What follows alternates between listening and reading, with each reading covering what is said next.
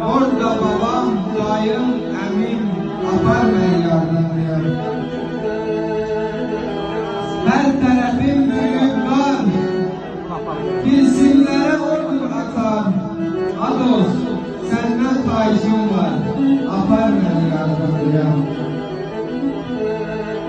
Eşkiyle alınan nefes, onsuz hayat mənə qəfəs. Süleyman Recep, sağ. Zaman gedir heden əbəs, döndər dönüm akar suya, apar beni yardımlıya.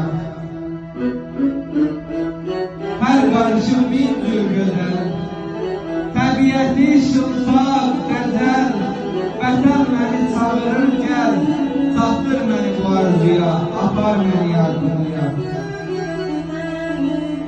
O sabahtı, o dümendi, o inandı, o güvendi, o doğmadı, o vətəndi, vurgunam o el obaya, apar beni yardımlıya.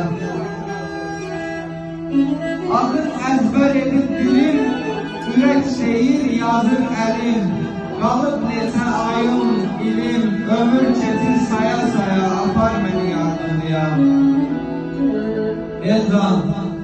Elzan daha ömür yarı, qayıtmaz ömrün baharı.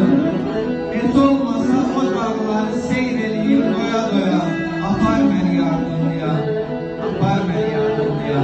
Süleyman 58 Elacı.